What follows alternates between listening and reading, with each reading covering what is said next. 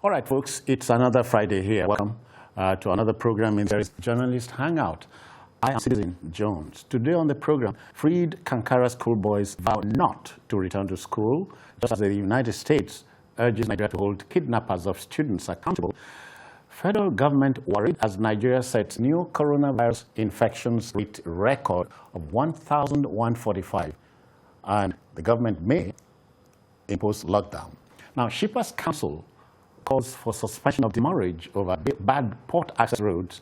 And later on in the show, federal government blames ASU for prolonged university strike, just as meeting with union fails to resolve impasse. I am hanging out this evening with gentleman Sam Ibemere. Ibemere means, what does it mean? Very long story.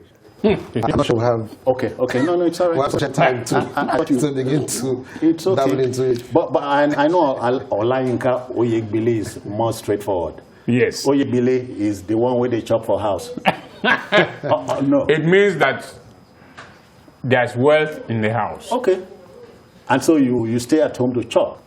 Definitely. Okay, so you see the team is ready. I hope you are.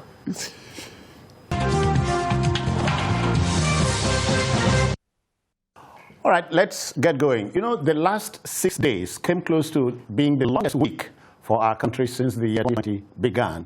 Over 300 secondary school boys of the government science secondary school, Kankara in Katsina State, were abducted by devil-may-care gangsters from their hostels. Their rescue and some with release came on Thursday following a resolute government counter-strategy.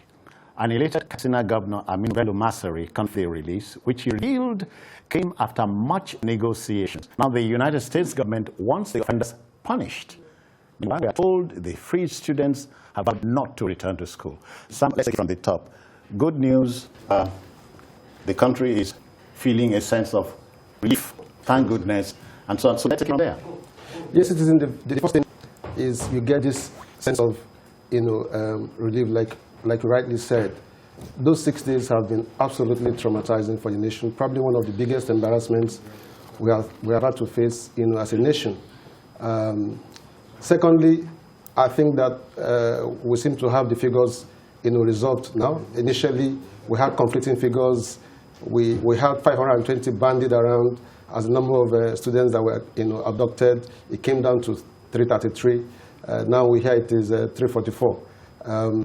We don't seem to have any contrary figure. So at least, there's no safety. Sometimes there's no safety in numbers. Just the good thing is the boys are back home. No, but it's important, citizen, that we understand very clearly, what has been.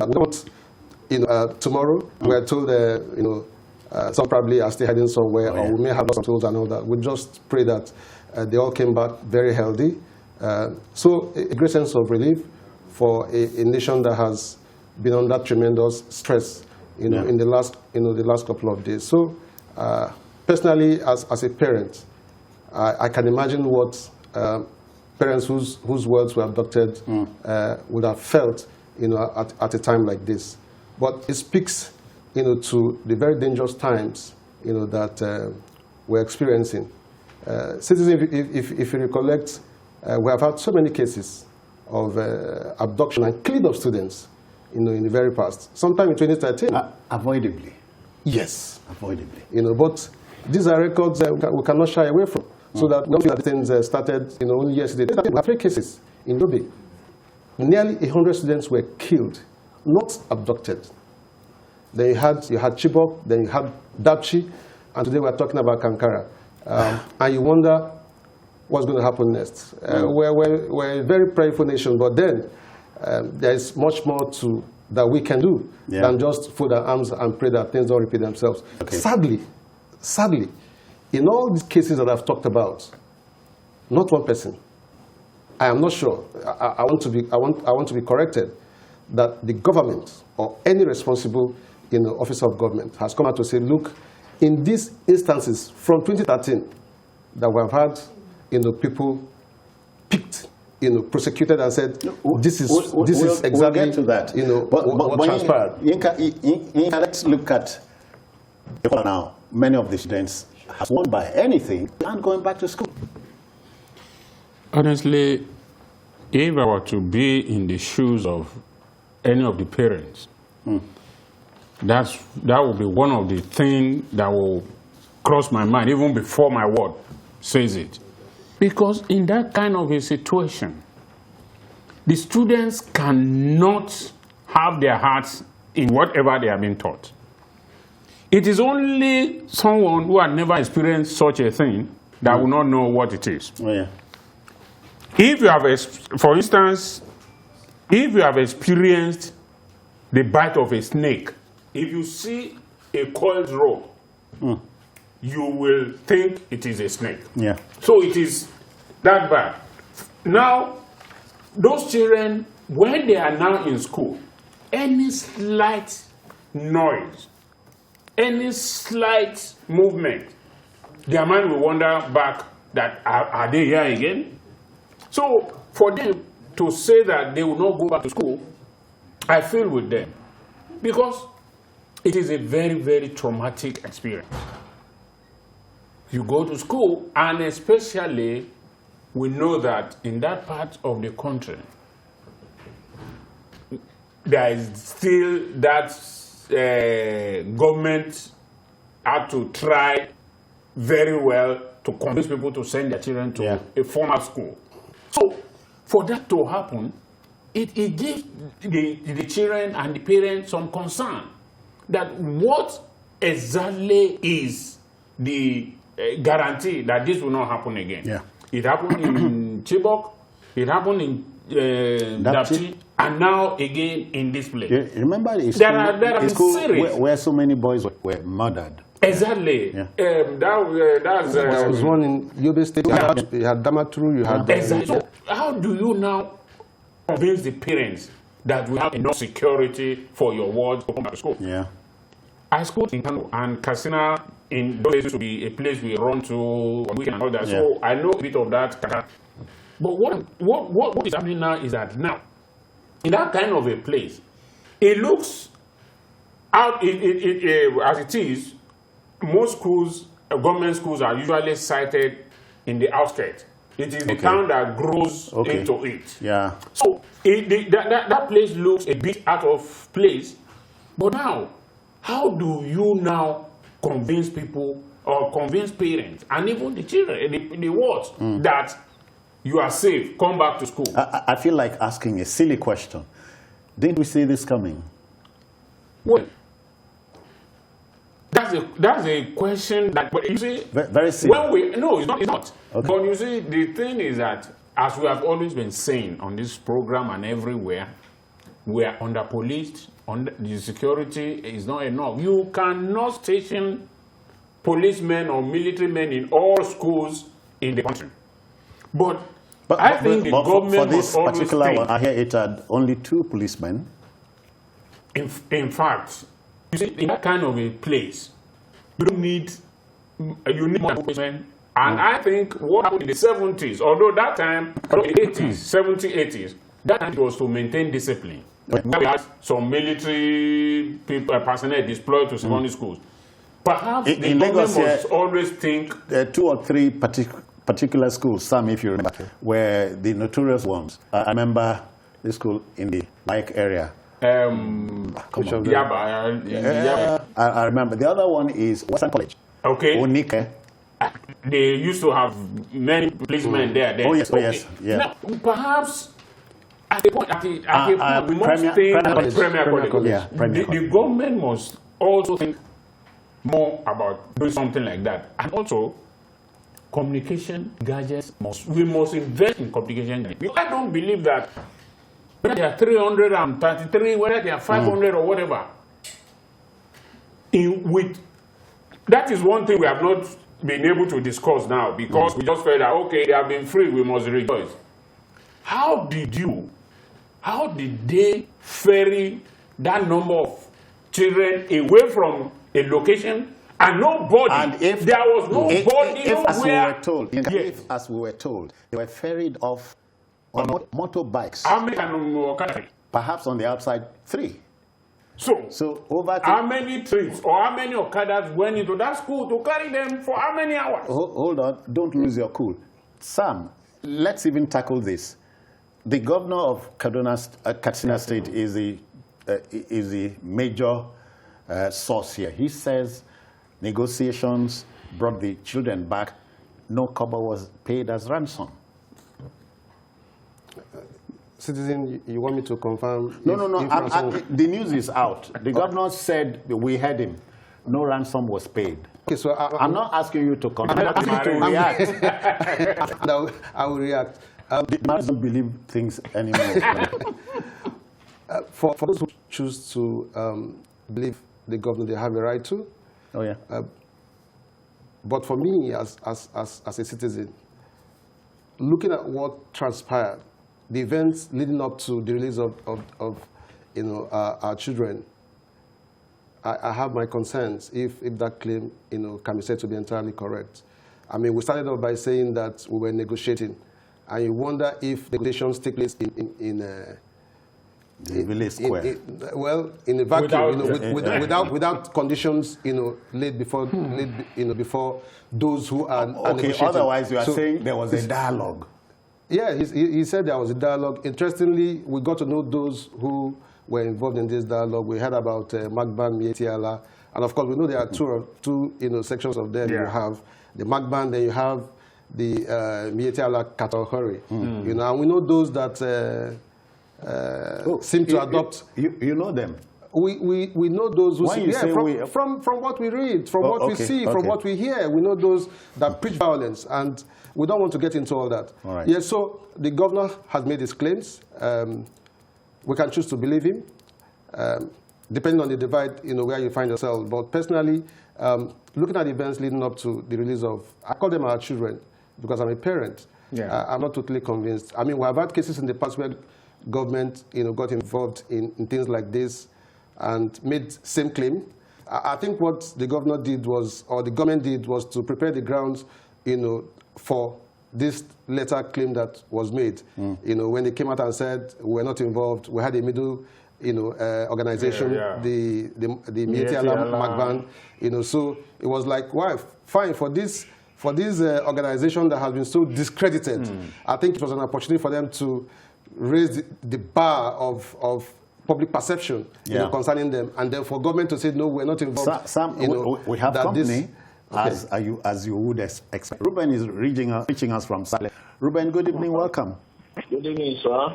I greet you. Yes, I greet the two wise in the studio. They're wise. Thank you. Let's go. Okay. You see, I heard you say that they said no ransom was paid.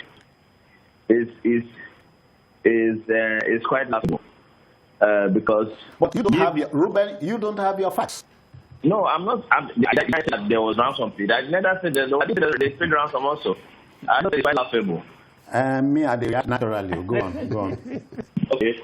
So what I'm saying, I want you to mark my words. Give it another 2 years from now, it will unveil itself. Then I will not call you and tell you. I will not call and remind you of what you just said. That I don't have facts. By then I will have my facts. All right. Since you can't be out with your facts now. It means in 2 years' time you would have. But thank you for. Well, it's only natural, Yinka, for Nigerians to not be persuaded by the governor's claims. Well, you see, there are nowhere in the world where a government will agree that it pays ransom. So, no, wait. Yeah. If it says we paid this to free our boys, would there be anything wrong? Yes. Okay. Because one, oh, you are getting excited. No. Okay. One, you have made kidnapping attractive. Oh, really? Yes. If government can come out to say that, yes, we paid, that means more kidnaps will take place.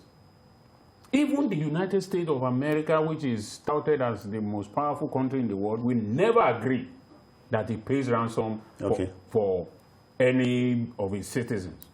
Okay. But we all know underhand. But they couldn't have paid. When they came to rescue one of theirs. No, that was a different kettle of fish entirely. All right. That one was a complete rescue. It's not a release or whatever. Okay. But in all cases, you even hear prisoners exchange and all that. They do all that, but for them to agree, for a government to agree, because what you have done in essence is to say that you are at the mercy of these brigands. Yes. Yeah. So what the government does is that they would engage a middleman or whatever. A go-between, if you like. Exactly. What that one does is left to it. And that's they will pay what they would agree with you is that we are only paying the middleman for his services. They won't agree that, because what if you agree that you are paying ransom? I don't blame the state government or the federal government for saying that. No, of course, we all take it with a pinch of salt. So they're playing, government is playing safe. Of course. Quickly, which is normal and everywhere. Okay. Godwin is reaching us from. Godwin, we welcome you. Hello, Mr. Jones. How do you do? Welcome. I've tried on several occasions to participate in this program. You are welcome now. Let's go. I bless you for the work, great work that in Nigeria. Okay, and we come many back thanks. home. Many but thanks. My concern is this: when will we start to tell ourselves the truth? How can anyone in his right sense believe that no ransom was paid? About 3 questions I can remember today that I wanted to come to your program. Sorry, Godwin, we must not split hairs over that. But the boys are home. Perhaps I'd rather we talk about from tomorrow onwards. This may not happen again. How many boys who are home? You cannot manage what you cannot measure. You don't know how many boys who are lost. The boys who are home. No, the vice president came on air and said all of them are back. So are we to doubt him? It's ridiculous. We need to do something else for this country to be fixed. You are not alone. What we are business here, we are businessmen of the media. We trade in facts, those facts to the Hangout, thrash them out. Thank you for reacting. Let me just point it now. Yeah. Anyone who has been watching this program will know that some of us here are not government appraised. We say it as we say it. Oh, some of us are. None of us. Even there in the UK, where government calling from, no government will ever agree. We should not take. We should not think that Nigeria is not the El Dorado we want it to be. It is not what we want it to be. The government is not what we want it to be. But we should not. I want to emphasize that we should not continue to think that everything the government does is wrong. Even in the UK, in the US, I've said it. Nowhere in the world will government never agree that it pays ransom. In the UK, the government will never accept it pays ransom because what you are doing. If the government comes out to say that it pays ransom to brigands, what you are saying in essence is that the government is against you, then brigands can take over. So you should not stay in the UK and think that no, the government no. Don't blame Godwin. On that side, I take exception to that because easy. Godwin, no vex with him. But Sam, let's hit this. The American government is asking the Nigerian counterpart to go after the kidnappers. Yeah. Not a bad thing to do. Not at all. Not a wrong call. We don't even need the Americans to advise us on the course of action to take for people who have breached the law wholesomely. So it's very clear, and that's exactly the point I was trying to raise earlier. How do we sanction those who have broken the law? I tried to raise examples, of what happened in the past. What happened? Those who killed nearly 100 students on 3 occasions in Yobe back in 2013. Were we able to apprehend any of them? If we did, what measures, how were they prosecuted? All right? Those are the key questions. Yinka talked about rewards for things like this. People do commit crime and get away with it, and then it encourages others to venture into it, and crime becomes big business. When you don't punish bad behavior. Yes, it becomes big business, and that's what is happening. And that is why a lot of us are not persuaded by the argument, on the side of government saying that no ransom was paid. We understand the challenges that our leaders in that kind of position face. Probably you and I would do the same thing if we find ourselves in that kind of position. Very difficult, because you don't want to reward crime. You don't want to encourage others to get into that kind of business. I was going to dare him. I was going to dare him to put me there. No, quickly, look at the scenario. From the air, on land, the kidnappers or abductors were encircled. Okay. And these boys given a safe passage. Yeah. And that scenario finishes, and everybody goes home. That's the sad thing, Citizen. Sorry, Yinka. There were talks about what was, like being briefed almost every minute on what was going on. And then the drama of it all was when these kids were released. Yeah. And then we had, army trucks escorting them back when they really needed no protection, as it were, because the crime had been committed, and it was certain that these guys wouldn't come back to abduct them a second time, almost certain.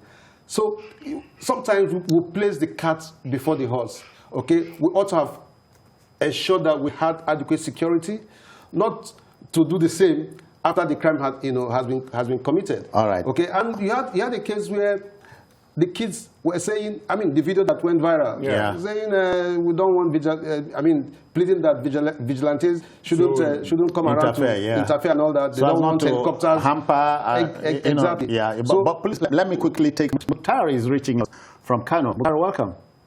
Good evening, gentlemen. We greet you. Let me begin by saying it was really a sad moment for Nigeria. On the other hand, and on the other hand, I congratulate those I commend those who contribute toward the release of these students. But my concern is, how long would this stop? This is my concern. It has happened in Chibok, in Dapchi again, and now in Kankara. Who knows where next? You see, my concern is that Nigerian government should be up and doing in curbing this menace, because negotiating with bandits or paying them ransom is like giving them a license to go ahead.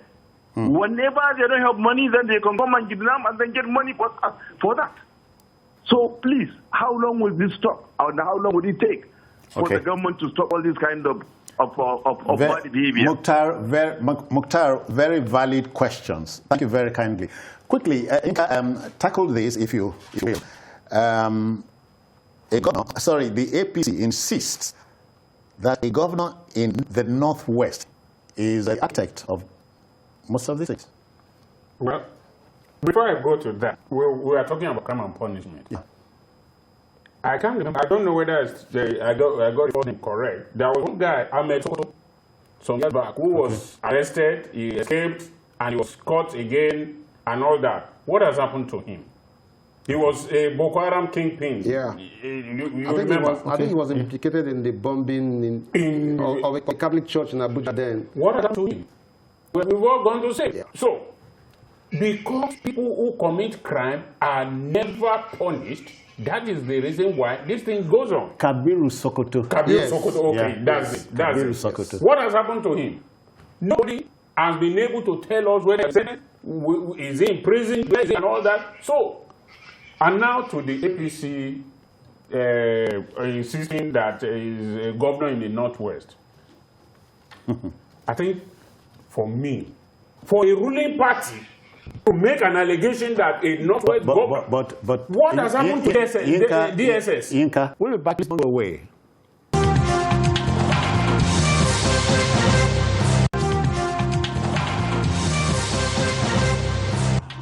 Many thanks. You are still there with us. If you have just joined us, this is a journalist hangout on a Friday, 7 days to Christmas Day.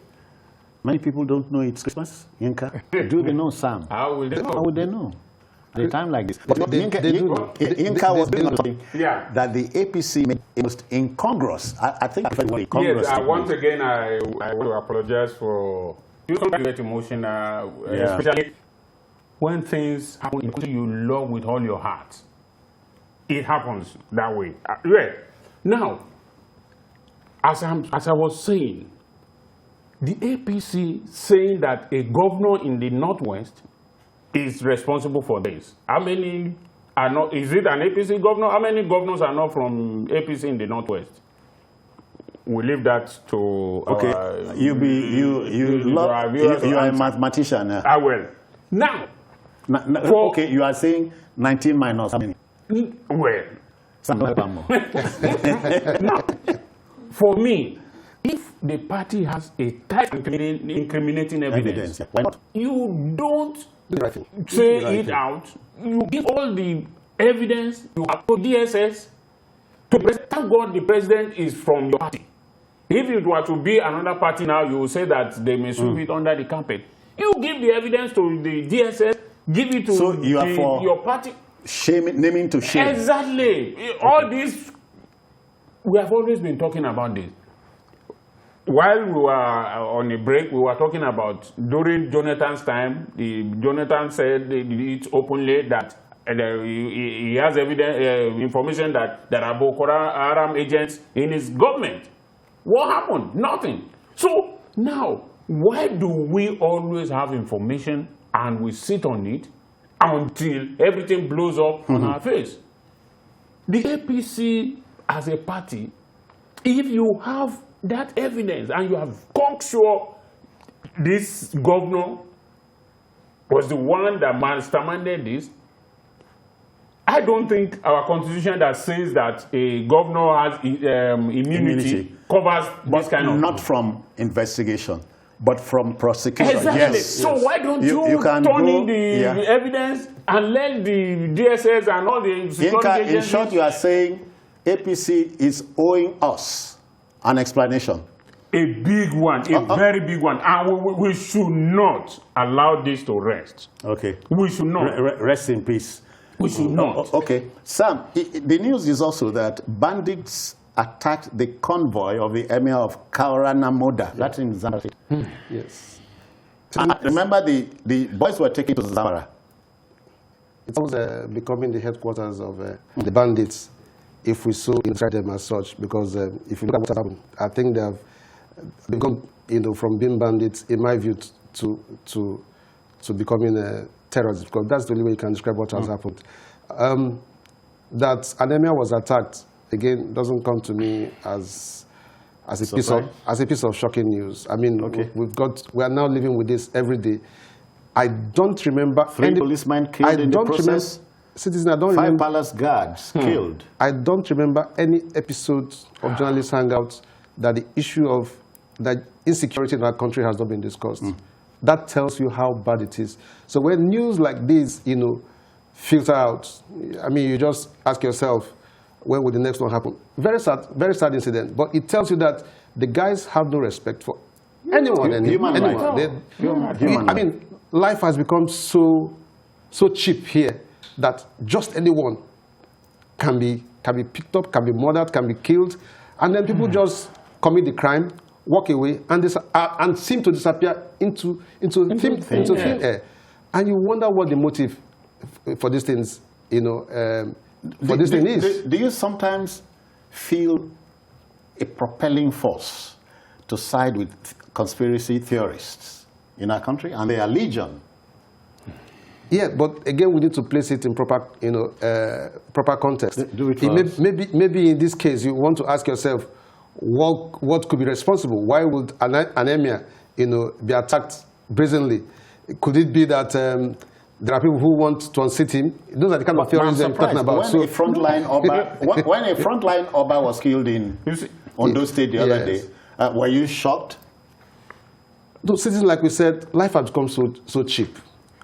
Life has become so cheap. Just any person. I mean, even somebody who was very close to Mr. President was abducted for almost 1 month, taken to somewhere else. Right there in his backyard. So even the kidnap, as the Nobel said, is a slap on the president. Nowhere is safe anymore. It's a slap. So what conspiracy? Especially when he was taking a vacation. Yeah.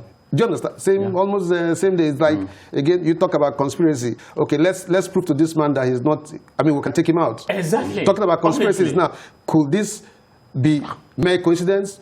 Could it be deliberate to let him know that even when you say we have been decimated or technically defeated, let's prove to you, let's show to you and your government that we are still very strong. We are no ragtag army. Invariably, you are telling us we are placing a finger on it. Are we talking about the terrorists or brigands or, you know? In my view, it's all a question of semantics. Oh, okay. Whether you call them terrorists or brigands or kidnappers or whatever. Or bandits. What have they been doing? They have been causing a lot of terror in the country.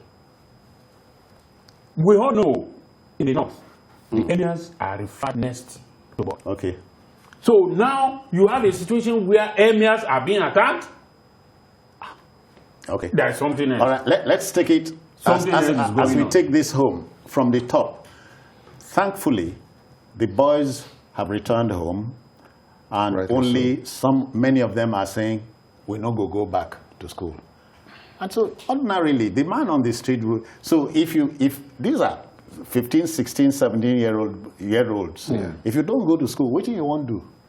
Probably join the band of criminals. But what is very disturbing is that you need to look at what the figure is saying. Already, that part of the country is being recorded as having over 1 million, children out of school. Now you have this population as it is 300 or so. Okay, so it's a worrisome development, and the scare is already spreading across the entire, not just in the northern region. Schools are being hurriedly closed because of fear of attack by terrorists. So when these kids boldly say to Nigerians, to anyone who cares to listen, that they're not going back to school, it should send very serious signals, because this is a region where we have already set a record in terms of the number of children who are out of school. We don't want to encourage that. Government should do whatever it can to ensure that the entire country is safe for children to go to school. If you have people who don't want to go to school, then we are in a deep problem. So, gentlemen, we can say safely that the Hangout is saying to government and the country, we can fix whatever is wrong. Definitely, that's why we are. Okay, they will. Okay, then, to our next story. You know that the global pandemic, aka COVID-19, came upon us in early 2020 with a consequential lockdown was bad enough. Now, the resurgence of this is dementing to say this. The federal authorities have expressed worries over new coronavirus infections. That's the rate across the country. The likelihood of another lockdown is on the cards. And for a country whose economy experienced a tumble to a point of recession, another lockdown would be better imagined than experienced there, Yinka. You laugh? It's not a laughing matter, Jones. Honestly, I don't know what magic the government will weigh now to make this go off. Do we really need a magic? That's why I'm saying I don't know the magic. Because we are at a point where many of us have returned to our old ways, and we think everything the government is saying is not true, or that it can't happen here. Anywhere you go now and you put on your face mask, you look like the odd one out. Everybody keeps looking at you and say, you people, it is people like you are too careful that even we get it. My lovely man came over a distance, got to my apartment, nothing on his face, and I said to him, why you come like this? You know, you say, oh God, this in the day. And he came on a public bus. That's the problem. And the country cannot afford a second lockdown. You see, what is happening now is the government is trying to weigh its option. Do you save the economy or do you save the public? Which do you do? And we are in a very, very terrible and delicate situation. Many jobs have been lost. Many families are broken up completely because of this. You know why? People who have been able to be breadwinners are no longer able to win any bread. So, children have to go to school. You have to pay up dues and all that. So, Now, what do you do? The government will now think of, if we shut down the country, the economy may collapse. Suffer. Oh, of course. If we don't shut down, many people will die. So you now have to think, which will be a better option for us? Do we shut down the economy and save people, or do we save people and hurt the economy? It is at this time that I don't envy the government, because it is a crisis point. You know, Which one? What do you do? 1,145 new cases confirmed around the country cannot be a child's play. It's not. And Governor Sanwo-Olu has just come out of isolation. But hear this, you know already, Governor Lalong has just tested positive. Yes. Governor Tambuwal is going into isolation. The Commissioner of Police in Cross River State, whose governor, whose governor has not openly admitted, the CP in Cross River has passed on. Yeah. Sam. Very disturbing. And let me add to the things that I have just reeled out. The deputy governor of Kogi State, whose principal refused. Exactly. I think today, early today, or I'm not certain now. Tested positive? No. He did a campaign to convince the rest of us that he has got his that he totally agrees with his principle that COVID-19 is a scam. That's the deputy governor. Okay. You can quote me.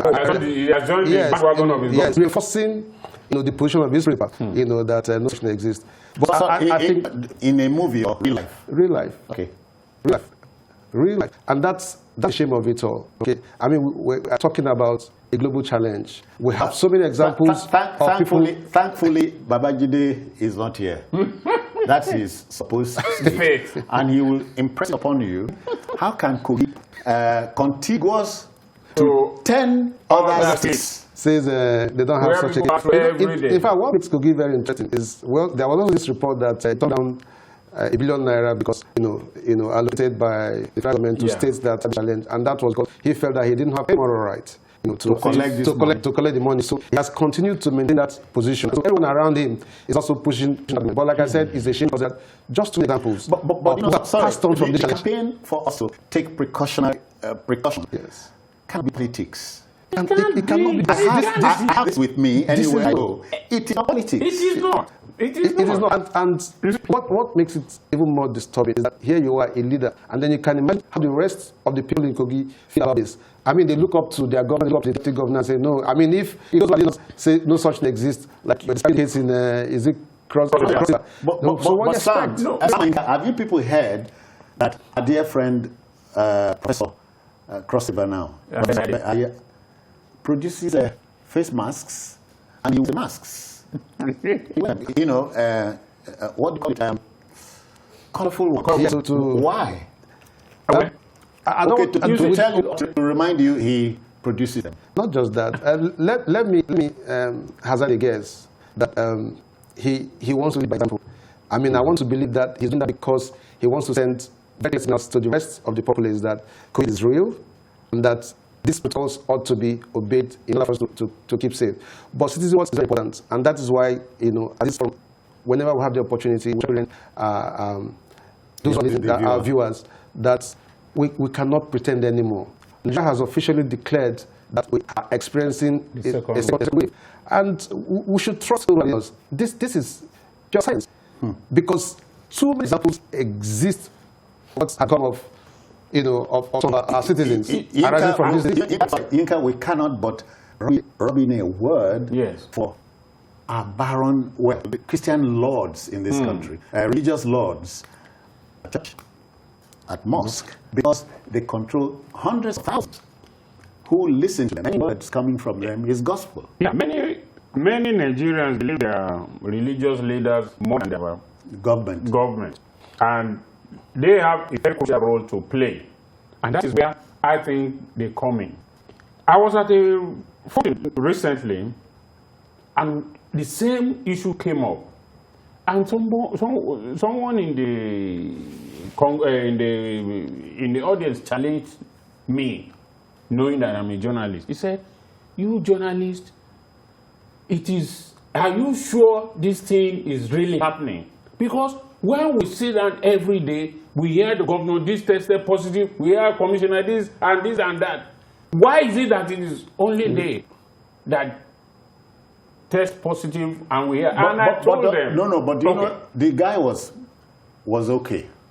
Because no poor man don't die of COVID and the broadcasting name. No, the reason is we follow. That is exactly what the guy was trying to prove. Okay. I told him, I said, if a newspaper tomorrow says Yasilifa died of COVID-19, are you going to buy the paper? Which Yasilifa are you going to? Because there are so many Yasilifa around. The news is the personality. I try to educate them that look, it is not. You will not see. I will blame you because for Calabar Airport, just announced with Mr. Bassi, an intending passenger for Lagos. All the buses stand up. Just sort them out. So that reminds me. I think during then there was during Babangi's time, the Constitutional Review Committee or something. Okay. Bassi was named, and on the day when it was funny, two Bassi came. So and that is what we need. I try to educate them that look. News is about influence. Yeah. It is, you only hear people influence if General Irefin was not a GOC or was not a general. Perhaps. Nobody would have had that. Do you know how many other ranks of COVID-19 that were not reported? But people, I always tell people, I say, look, I would rather prefer to err on the side of caution. Let it not be that I will contract this out of this reason that it does not exist, and then you get it. So it is better for people to listen and believe that I don't want to learn after the incident. We must all listen and don't think. Do you think when people tell you, they say they are only telling you there's COVID-19 because they want to chop money? Oh, come on. And they have been chopping money since 1960 when Nigeria became independent. They use COVID to chop money. All right. They need COVID to chop more money. Charles has joined us from Lagos. Charles, good evening to you. Welcome. We greet you. Yes, my own contribution is in terms of what about the COVID-19. Yes, the government should also play their own part in trying to curtail the virus. There was an event that happened in Abuja sometime last week that was hosted by the Organization Affairs for school children.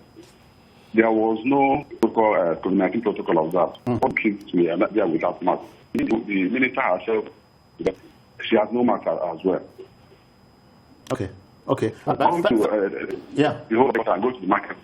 Nobody, all the buses, buses, for instance, the DRC buses are fully packed with people standing. Nobody about that. Yeah. Charles, the message we send from this hangout every weekday is don't follow the mob. Do your bit.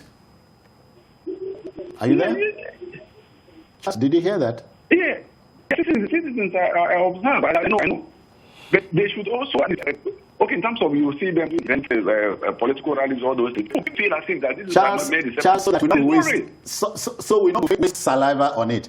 You do your bit, which is when you tell your family members, nuclear and extended, our job is done. Thank you. Yeah, so Sam, Governor of Kaduna State, he's like Caesar's wife, above reproach and suspicion. He has decided to shut down schools, event centers, nightclubs, and so on. But Aniki, or just be careful. That's if you know him, he's not shy to confront situations.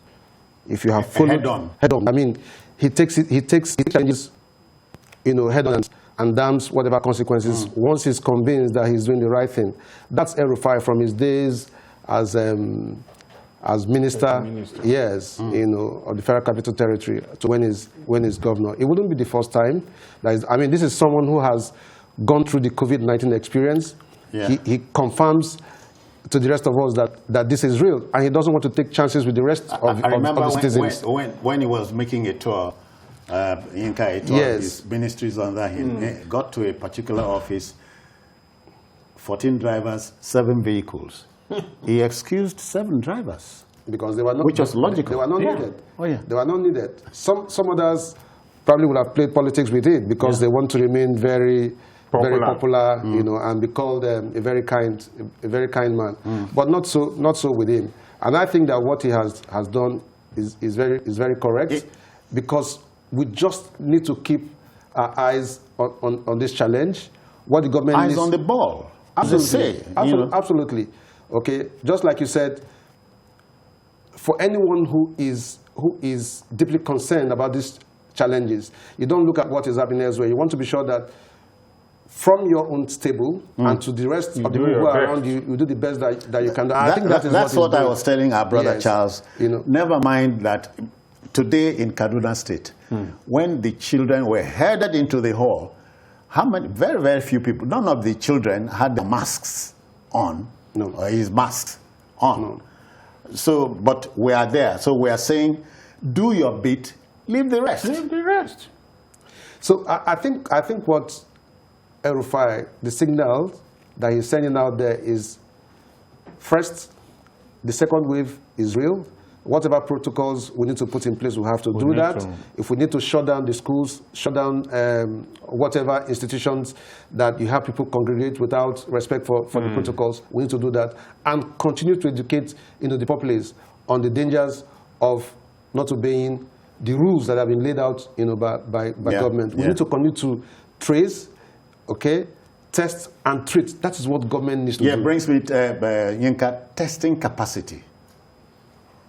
A sore point in this engagement with COVID. That's the very sad thing that we have not been able to upscale since this started.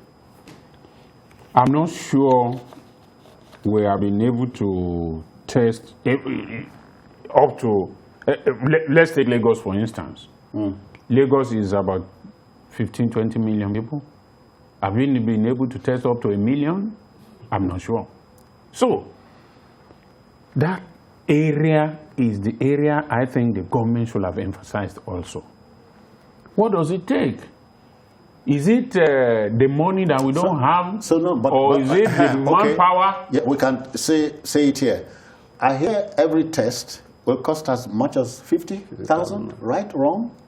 That is what we had. But is it, you see, the economics of life is that if something is few, it will cost more. But if it is more, you will say, we bought SIM card at thousands of naira, but now they give it to you free of charge. So, what if the government has scaled up the testing equipment?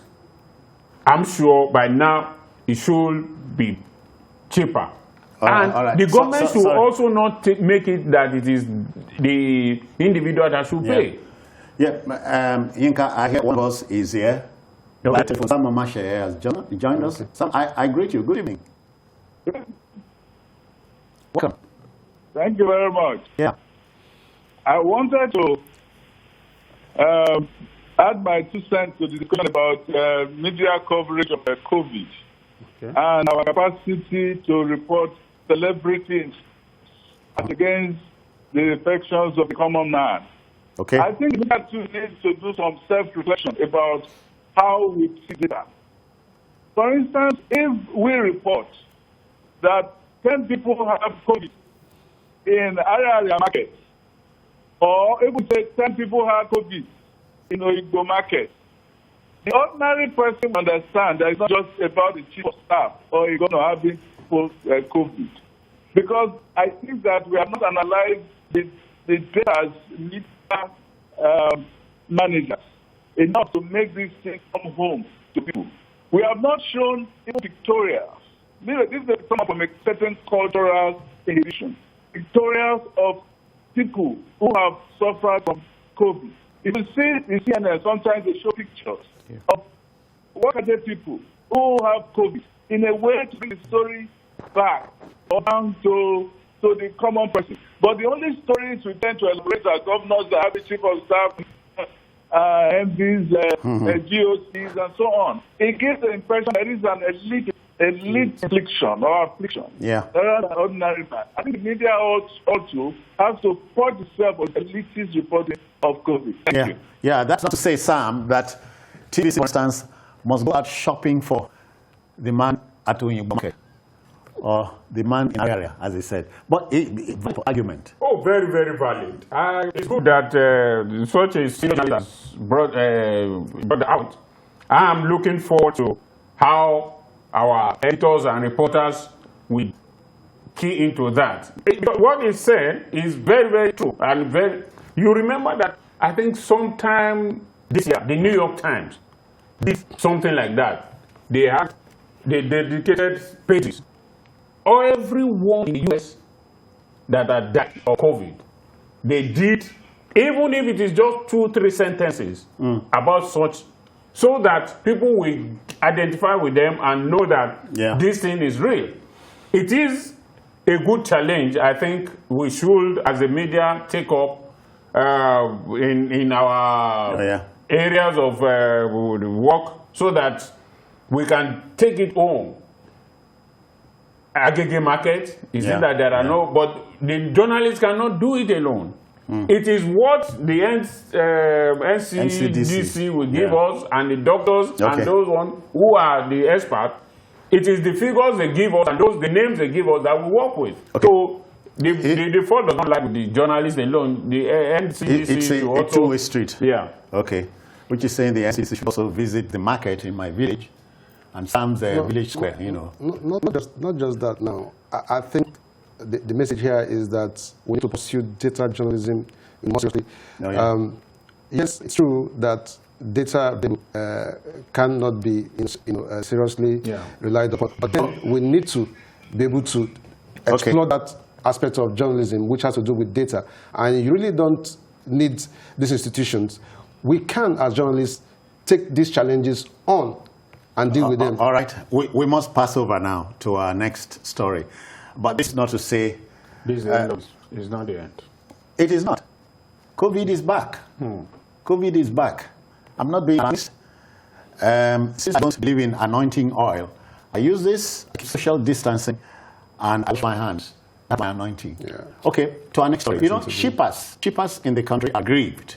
You will understand why. Executive Secretary of the Nigeria Shippers Council, Barrister Hassan Bello, does not see the need for its members to pay demurrage on cargoes when absolute supports are in a terrible condition, a situation that does not allow members to clear goods from terminals within the allowable 3 days. Very good. Sam, there's a difference between a good sounding advice and advice that sounds good. Yeah, especially if the fact that you have to deal with are such that are just too glaring for you not to see what the facts are. I think in this case we're basically taking a look at what is happening in the Lagos area. Anyone who is very familiar with the city, can tell you that the crisis we have, around the Apapa axis, around the port axis, is so bad that it has messed up the Lagos economy. Except we want to pretend, a lot of man are lost. In fact, the Apapa area of Lagos is, people are avoiding it as plague. Sometimes you have to do the boats if you want to get to Apapa. So what the Shippers Council people, are talking about, we can relate with. I mean, you find trucks queuing all over Lagos because of the inefficiencies in the system. Sometimes we hear it takes 2-3 weeks for those who are on the queue to get into the port, and that has created some kind of not just some kind of fraud within the system, where people have to pay to be able to jump the queue to get into the port. This crazy dilemma. The network of roads, Third Mainland Bridge, Eco Bridge, and all that, they were not built to take trucks. No. What do they call it? There's a phrase for it. We'll get it. And we allowed that. So it is man-made. Of course, it is. I mean, if we call it dead weight. Dead weight. Yes. So we allowed it. Now hear this. Nobody should throw stones at me. Let me say it. If between 1999 and to date, We fixed the Lagos-Ibadan Expressway, the Lagos-Abeokuta Expressway, the Calabar-Akwa Ibom Expressway, and such like roads across the country. We won't be in this mess. If we fixed our rail system, if we fixed it, it's not about government A or party B. No. So that's begging the question. So these things are man-made. I'm even alarmed that it took the Nigeria Sleepers Council this long to come, because it doesn't make business sense for you to punish me for your own inefficiency, because it is the inefficiency of government that is causing all this. If reports are accessible and trucks that go in and pick their goods and leave in a few minutes, it's business for them. But you don't have to. You know what shipping agents pay to rent. Have you heard? Sorry, have you heard that trucks pay more to dump queues? Yes, I saw it on. Actually, it was TVC that did that story sometime in the week. Yeah. They paid as much as 20,000-50,000 to dump the queue. Yeah. Why? You make Nigeria corruption thrive when you make the system unworkable. Because the man that is paying 20 or 50,000 naira bribe knows that if he doesn't pay that, he's going to pay more for demurrage and lack of delivering his goods on time. Yeah. So the Shippers Council, for making this, I'm surprised that they even. This thing has been going on for almost how many years now? Better late than never. So they are here. They are making their point. They made that point, and I hope they will be stubborn with it. Because if they, as a group, decide that, look, we are not going to pay because it is not our problem, government will listen to them. I mean, you cannot create a problem and punish me for creating a problem for a problem you created. So the government must take a look at the agitation. The Nigerian Ports Authority, the federal government, or whatever, all the agencies that are responsible for this, they must take a look at it and listen to, because this is also why things are expensive. Because they will pass it on to the consumers. Sam, but let me rub this in. It's relevant. You know the East-West Road. If previous governments had worked on that, it takes off from the bypass at Benin, terminates in Calabar. If you fix that road, a man from Bahrain, that's in the old Ikorobasi axis, I don't need Onisha, I don't need that stuff, I don't need Owerri, I don't need Aba, I don't need Umuahia. So citizen, it makes you want to ask, what is the place of strategic planning in all this? I mean, those who thought about the East-West road, brilliant idea. Very, very. But why have we failed to execute it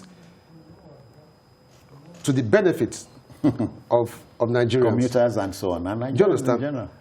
If you look at it critically, you want to go back and begin to talk about corruption. Okay?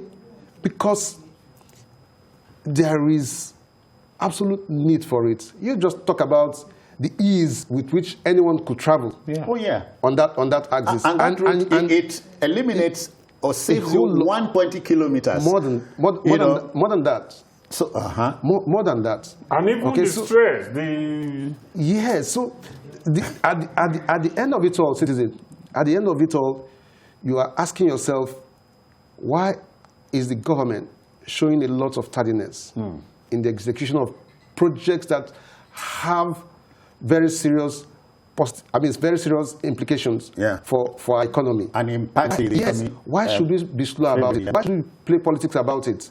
Sometimes you want to ask yourself, can't we prioritize? Must we commit ourselves to executing all the projects at the same time? We know that we have challenges with resources. So can't we prioritize? We know how strategic the Lagos-Ibadan axis is, or the Lagos-Benin is. We could just say to ourselves as a people, since we don't have all the money to throw around, can we do this? And ensure that the contractors who have been awarded these projects indeed have the kind of integrity that we need to be able to execute them. I look at two schools, big schools in this country. Yanka, you are on the same page with me. Bell School, Bell University. The road to those schools. Covenant University and the Bells. In fact, so who Namigo fix them? Do you know what? Professor Osuntokun, I think sometime last year, wrote about 3 or 4 series of articles on the Covenant University. And the argument the prof made was that this is a university. When you get to the compound, the campus, you will think you are not in Nigeria. But before you get there, oh my God. And the question I ask myself is, the man who will have been responsible to fix that road also has a university in that area. And it's a frontline school. Exactly. And that route is international. Now, if Governor University is able to attract foreign investment or whatever, partnership with a foreign university, and they need to come and inspect the place, if the team sent will pass by, will drive from the airport to that place, I'm not sure they will give any good recommendation unless they are going to ferry them from that airport with helicopter.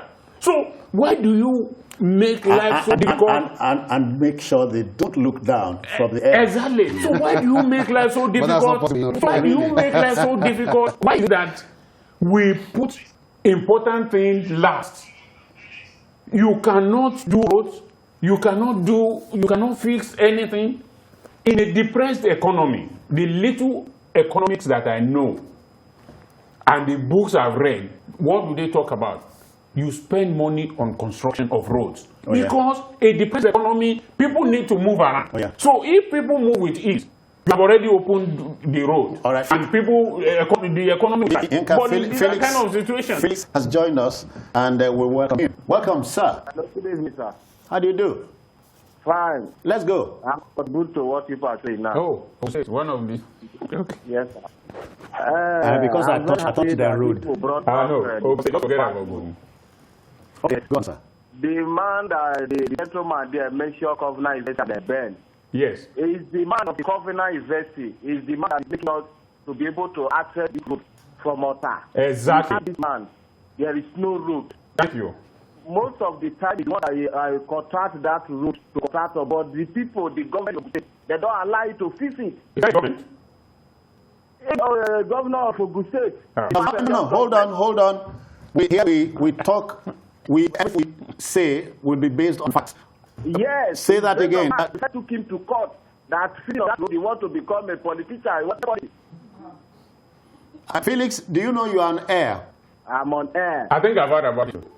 You don't hear. No, but it's not just about about the federal government. It's not a wide claim. No, Yinka, haven't you heard the federal government asking state government to tap out with certain sections of the road? And ask yourself, what kind of politics are we playing? I mean, if a state is in a position to fix a part of the road, Sam, is that politics? But that's what it is. Oh, really? Somebody wants to take credit, okay? Or citizen, they probably think there is going to be from it. Honestly, that's the country for you. Honestly, as Felix has said, if Covenant University were not in Ota, or in that part of, only God knows what that place would have been like. Okay, all right. Ours is to help mold opinion, we have facts, but we wish the Shippers Council Godspeed in this their war, Abi. We are one with them. Okay. So good luck.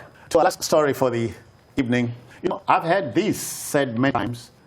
Quote, when a quarrel lasts longer than necessary, both parties are wrong, end quote. Now, this is open to debate, gentlemen. Both the federal government and the academic staff union universities, ASU, have sustained their dog fight, which has kept sanity at bay. So in the latest show of shame, the Minister of Labour and Employment, Dr. Chris Ngige, had blasted ASU for failing to call its strike. This was in reaction to the comment of the ASU Unijust chapter chairman, Dr. Lazarus Megoro, who insisted the minister was responsible for the impasse. You know, when we be children, we play for sand. This be like children play. I don't know. I may be wrong. You know what? Just at the beginning of this week, there's an article that is circulating now, written by the current Minister of Education, Adamu in 2013, in the Trust. where he listed out the grievances of ASU, and he frontally supported. Then he was Adaluta. Yes, he frontally supported the argument.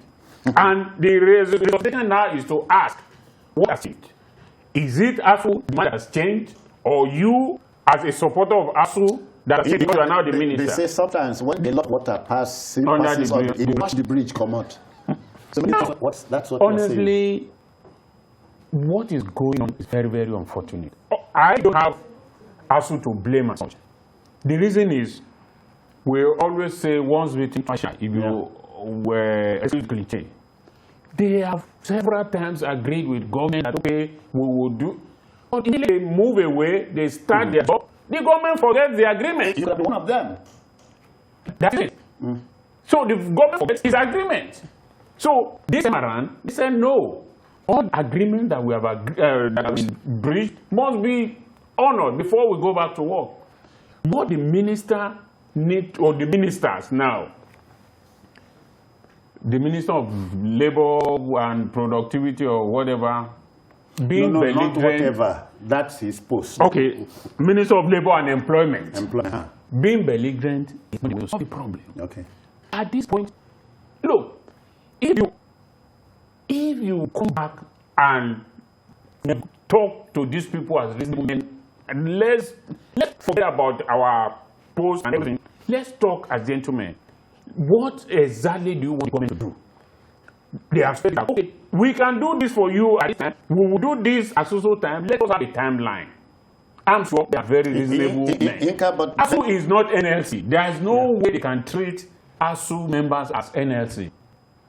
The leaders of ASU, they are about the best of our brain. But they're always saying Aluta continuous. Of course. So they are NLC by other means. But they can't be browbeaten. You have to sit down with them and agree and look at what exactly they asked for, and then you agree with them what you are going to do. Some Inca has forgotten a little something very, very. Which is? Okay, I'll make it. When Delegate was killed, yes, Tony Moore had not been a minister. He was in the forefront of those seeking to know who killed Dele. He was made minister not long after. He led the assault. Make we calm down. Make we calm down. So it could have been you too. So Dr. Ngige is the minister. He was one on this other side. So it's not a question of who is wrong, who is right. There had been agreements over time, signed by both parties. So why now? Why now? They have fought off the IPPIS thing and so on. So how does this lead us? Trust deficit. And students are at home. Yes, that is the sad part. I have a son at home. That's the sad part of it. And you defeat them. Citizen, maybe we can feel the pain better, permit me, if we consider the fact that kids have been home for almost 9 months. Yeah, I'm counting. And we have lost an entire session. That is how bad it is. I don't have trust deficit. I think government underestimated the resolve at this time.